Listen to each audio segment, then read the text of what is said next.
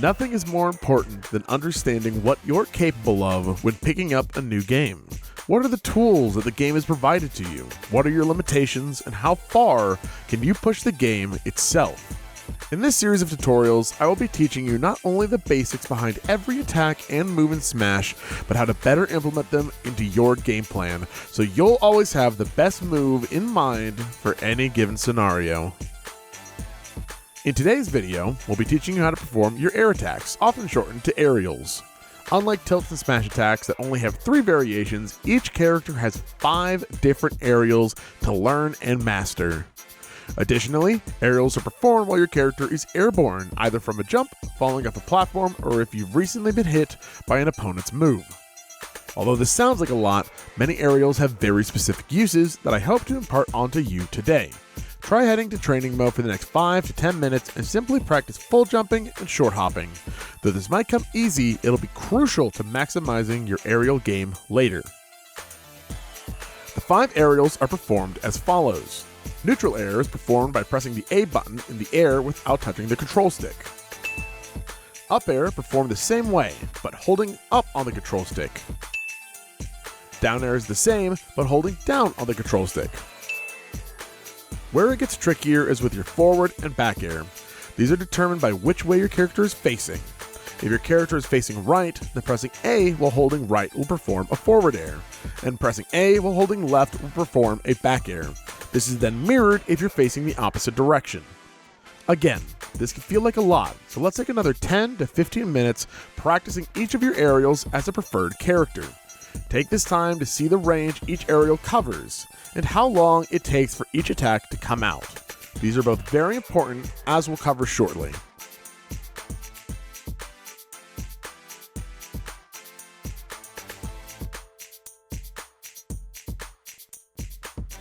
Now, let's discuss some applications for your aerials.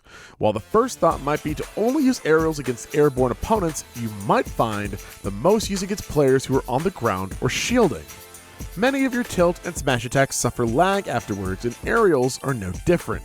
If you land immediately after performing an aerial, you suffer landing lag, a moment where you can't act after landing. Every character's aerials will suffer differing amounts of landing lag, but you might find that many aerials in the game have less lag than a standard tilt attack does. This can allow you to apply pressure to your opponent so long as you space the move well and only use your aerials that have lower landing lag.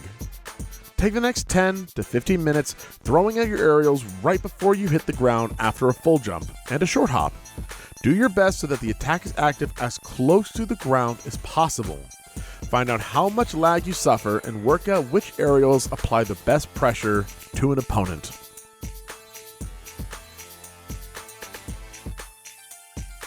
Another great opportunity to use your aerials is when your opponent is off stage. Your stocks are your most precious resource, and you're never closer to losing one than when you're off stage. Not only are you close to the blast zone, but if you hit them after they double jump, they may not even be able to recover. The best aerials to use in a time like this are ones that cover as much space as possible and hit either horizontally or vertically down, like with a spike. Finally, take another 10 to 15 minutes in training mode, hitting your opponent off stage and trying to catch their recovery. Practice both moves that hit horizontally and spikes that send vertically down if your character has some. These are great ways to get early stocks. With all of this said, it's time to take your knowledge into a real match. Take the next 30 to 45 minutes to play against a player of a similar caliber, maybe someone who's learning alongside you. While we focus on aerials in this video, make sure you don't rely solely on these options. Use every tool in your arsenal, but take extra mind to the situations where your aerial attacks work and where they don't work.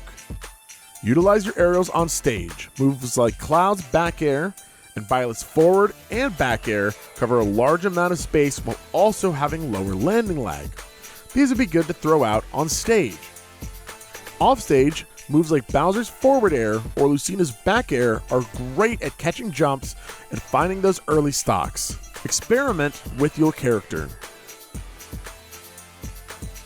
I hope that we've been able to help you better understand not only how to perform your different aerial attacks, but how to better utilize them with your characters of choice.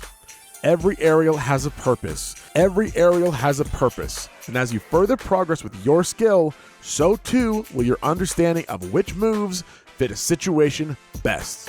Thank you so much for watching. Today, I was your coach, Ian. I hope you were able to learn something and can apply it to your gameplay. Good luck, competitor.